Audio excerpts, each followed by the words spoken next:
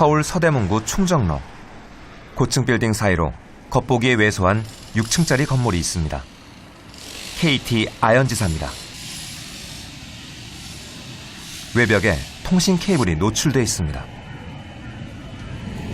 서울 서대문구 충정로 KT 아현 빌딩에서 불이 난 건 오전 11시 10분쯤.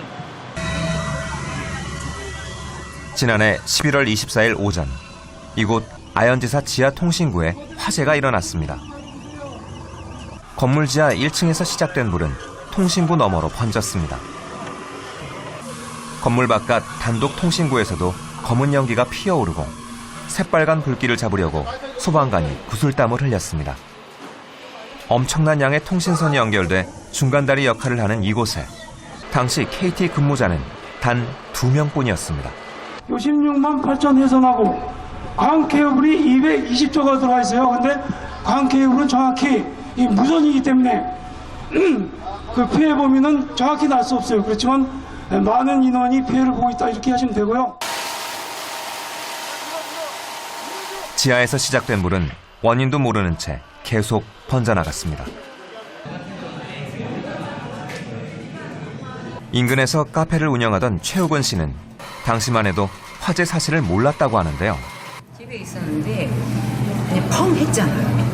저는 이제 집 주위에 뭐 이제 전봇대에서 무슨 일이 있나, 날이 많이 추워가지고 무슨 일이 있었나 해서 이제 밖에 나가가지고 전봇대도 보고 뭐 집 주차장 쪽에도 가보고 혹시 무슨 가스 쪽으로 무슨 일이 있나 싶어가지고 그랬는데 그럼 다 아니더라고요.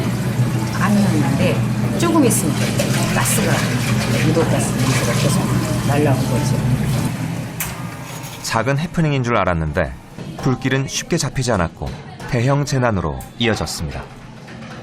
저 위 그 부가연동 저 위쪽에 사신 분들이 좀 어려우셨을 거예요.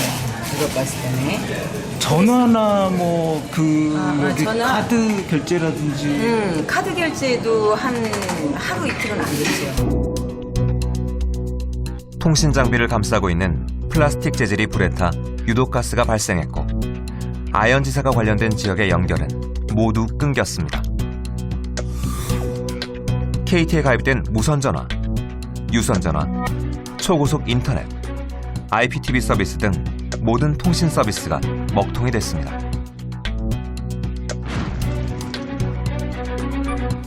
이날 화재로 인해 서울시 면적 6분의 1에 해당하는 지역에 KT 통신망이 마비돼 통신 대란이 벌어졌습니다.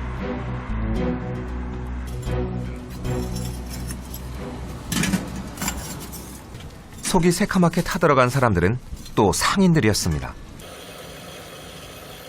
마포에서 고깃집을 하고 있는 이재훈 씨는 당시 화재로 큰 손해를 입었습니다. 손님이 방문해서 다 돌아갔죠. 카드 결제가 안 돼서.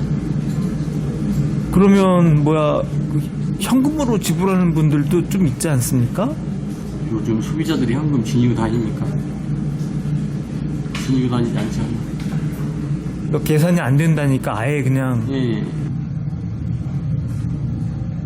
카드 결제는 물론 전화까지 불통이 되어 대목인 연말 예약 또한 받지 못했다고 하는데요. 생업에 이거는 불경기보다 몇 배 심각한 거죠. 이 불경기에 전혀 매출이 이루어지지 않는다는 것. 이거는 그달 하고 그 이후에 예약이 안 되고 손님이 끊긴 부분에 있어서는 몇 개월 후식인 거죠. 게다가 KT는 당시 화재로 인한 상황을 빠르게 알리지 않았습니다. 이재훈 씨는 전화와 카드 결제가 불통이 된 이유를 시간이 한참 지난 후에야 매체를 통해 알게 됐습니다. 뭐 전화 통화도 안 된다, 뭐 카드 결제 안 된다 이러저러한 안내 받은 게 있었나요? 전혀 없었죠. 그리고 그 화재로 인해서 카드가 안 될 거라는 거는 전혀 경험을 하지 못했기 때문에. 당일 피해도 피해지만 그 이후 계속된 매출 감소나 식자재 폐기 등 2차 피해도 늘었습니다. 3, 4일 정도 미리 준비들을 해놓으셨을 것 같은데. 그렇죠. 3일 그 상품에 따라서 일주일 정도 미리 준비하는 것도 있잖아요. 그리고 예를 들어서 이제 족발이나 보쌈 같은 경우는 그날 삶은 거는 다음날 판매를 못 하거든요. 다 버려야죠. 연달아서 뭐 그걸 또 그 준비해주는 분들도 피해를 입었겠네요. 그렇죠. 관련된 산업들은 다 그랬죠. 사고 다음 날 현장을 찾은 KT 황창규 회장은 시민들이 입은 피해 보상 방안을 마련하겠다고 발표했습니다. 이런 사고를 통해서 불편을 겪으신 개인 고객이나 특히 자영업자 분들의 보상 문제는 관계기관하고 협의를 해서 빠르고 신속하게 빨리 대책을 만들어서 화재로 인해 피해를 입은 유무선 가입 고객을 대상으로 1개월 요금 감면을 시행한다고 알렸습니다. 당시 피해를 입은 자영업자와 시민들에 대한 보상은 별도로 검토할 것으로 알려졌는데요. KT가 일방적으로 서비스 장애에 대한 보상이 아닌 위로금을 지급한다고 하자 한때 비판이 일었습니다. 팔에 박힌 얘기만 계속 하니까 화가 나죠. 진정성이 없잖아요. 그분들 말하는 거 보면 순간 모면하려고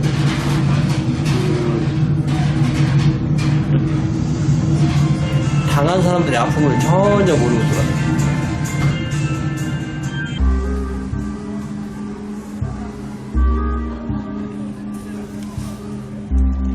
화재 다음 날 다시 찾은 원주 중앙시장엔 어제의 흔적이 고스란히 남아 있습니다. 지나가는 시민들은 저마다 안타까운 눈길을 보입니다. 다행히 화를 면한 상인들은 저마다 무거운 얼굴로 묵묵히 빗질을 할 뿐입니다. 불에 탄 시장 안은 지난날의 피해가 얼마만큼인지 그대로 보여줍니다. 우리 가게가 있는데요. 이제 다 타서 어쩔 수 없으니까 이제 뭐 정리 좀 하고 그러려고 나왔는데 지금 피해를 입으신 거예요? 그쵸. 어디? 그 앞에 있는 가게가 우리 가게인데 좀 피해를 입어가지고 아이고. 그래서 지금 이제 나와서 보고 이제 어떤 사람도 보내려고 나왔는데 지금 뭐 신발 가게 한 곳에서 시작된 화재가 어떻게 2시간도 안 되는 짧은 시간에 40여 개 점포를 태우고 수십억 원의 피해를 입혔을까요? 화재의 원인을 밝히기 위해 경찰과 국과수 그리고 소방서에서 중앙시장을 찾았는데요. 중앙시장의 피해가 확대된 큰 이유는 전통시장이 갖는 특성에 있습니다. 옆 가게들과 지나치게 밀접해 있고 오래전에 지은 건물들이라 화재 차단벽, 스프링클러 등 소화 설비가 대부분 설치되어 있지 않았기 때문입니다. 이런 원인으로 전통시장에서 화재가 발생하면 순식간에 대형 화재를 일으킵니다. 안타깝게도 상인들 대부분은 보험 가입도 안 돼 있는 상황입니다. 원래 재래시장에 보험이 안 됐었어요.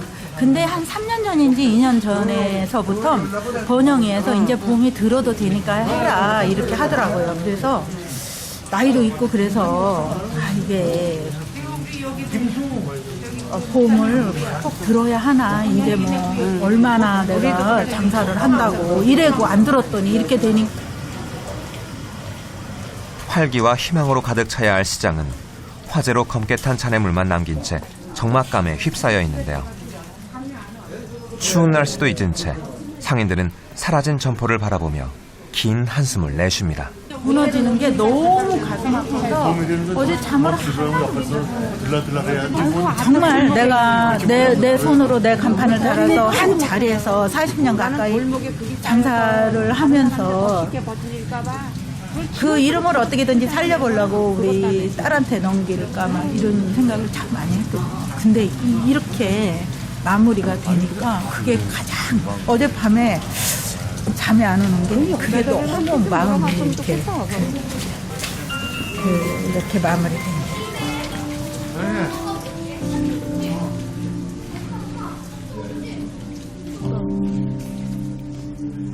40년을 가꾼 가게가 2시간 만에 채로 사라졌습니다.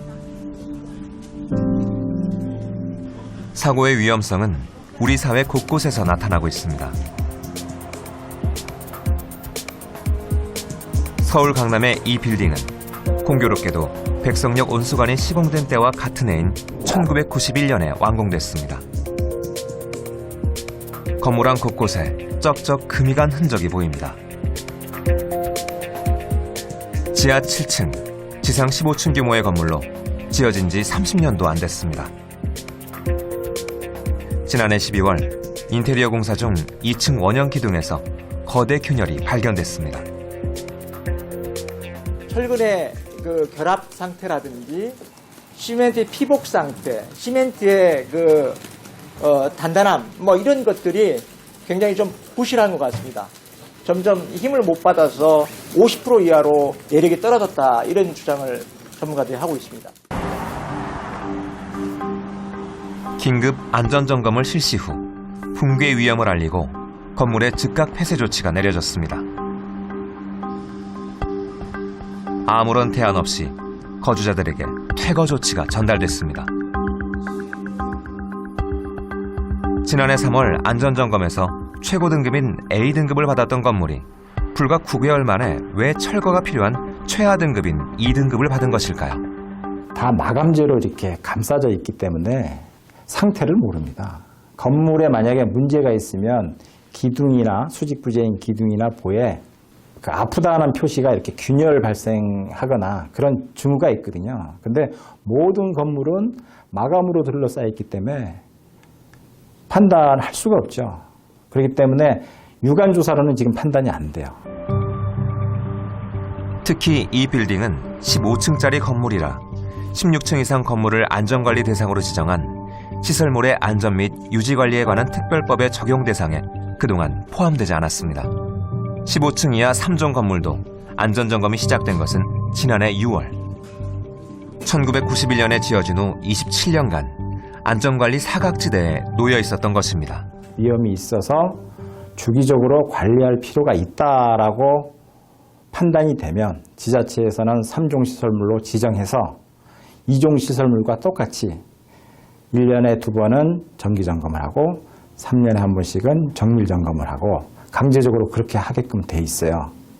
근데 3종 시설물로 지정하면 사실은 재산상의 제한이 있을 수 있잖아요. 그래서 많이 꺼리죠, 사실은 3종 시설물은. 그리고 비용도 들어가기 때문에.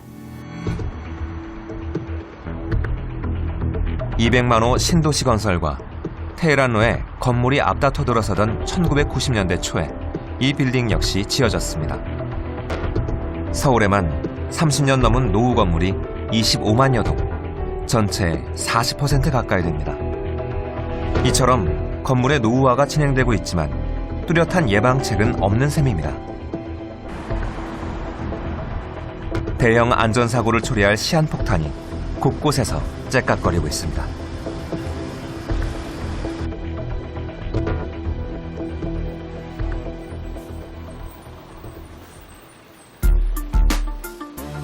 시민들의 안전을 위협하는 재난사고가 연이어 발생하자 지자체들도 안전점검의 수위를 높이고 있습니다. 경기도에서는 안전사고 발생 가능성이 있는 도내 유사 건축물을 대상으로 긴급 안전점검에 나섰습니다. 그동안 제대로 점검되지 못했던 기둥, 보 등 건축물 주요 구조부까지 점검을 실시, 안전사고 위험을 사전 차단할 예정이라고 합니다. 안전점검을 나온 이곳은 지은 지 24년 된 건물입니다. 빌딩 사건 이후에 그 빌딩과 비슷한 규모의 그 건축물을 선정을 하는데 준공된 이후에 한 24년 정도 됐고, 그리고 연면적도 한 12,000 정도 되니까 이 정도 규모의 이런 시설이면 유사하게 어떤 균열이라든지 이런 영향이 있지 않을까. 그래서 표면적으로 대상을 정해서 지금 우리가 나와서 정리를 합니다. 설계 도면과 비교하며 건물의 큰 위험 요소인 균열 진행 상태를 확인하는데요.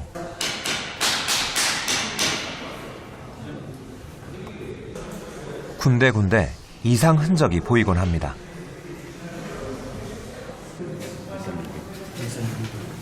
어떤 상황인 거죠? 이제 상부 슬래브에서 균열이 생기고 균열부에 이제 그 누수가 돼서 누수부에 이제 백태가 발생하는 현상입니다.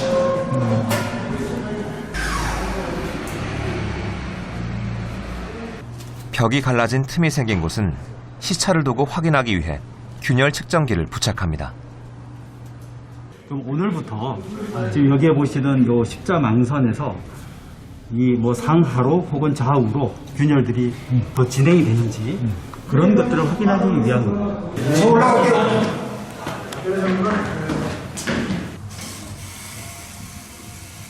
외벽에 나타난 흔적으로만 이상 징후를 발견할 수는 없습니다. 천장을 뜯고 그 속까지 확인해 봅니다. 내시경으로 좀 볼까? 내시경 들어갈 만한 공간 없습니다. 공간이 없어요. 붙었어요? 잠깐만요. 건식 아니에요? 안 돼요. 강남 빌딩의 붕괴 위험 요소가 되었던 기둥도 빠뜨릴 수 없습니다. 서울 빌딩도 인테리어가 돼 있다 보니까 내부를 못 봤던 거거든요. 그러니까 이런 것들도 마찬가지로 물론 저희가 지금까지 점검해 본 바로는 구조체 손상이 가 있는 경우는 굉장히 드뭅니다. 드문데 혹시 또 그런 정도의 균열이라든지 그런 문제점이 있을 수 있기 때문에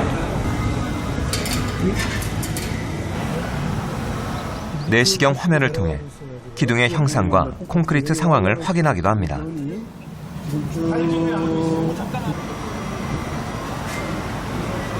민간 건물에 대한 안전 조치가 건물주 입장에서는 부담스러운 것이 사실입니다. 하지만 건물의 상황을 정확히 마주하고 적절한 보수, 보강은 건물의 수명을 늘리고 사전에 발생할지도 모르는 인명 피해를 막을 수 있습니다. 이제 민간 건물에 대한 그 안전 그 조치에 대해서는 사실 그 소유자분들께서 조금 그 부담스러워 하시는 건 사실인데요.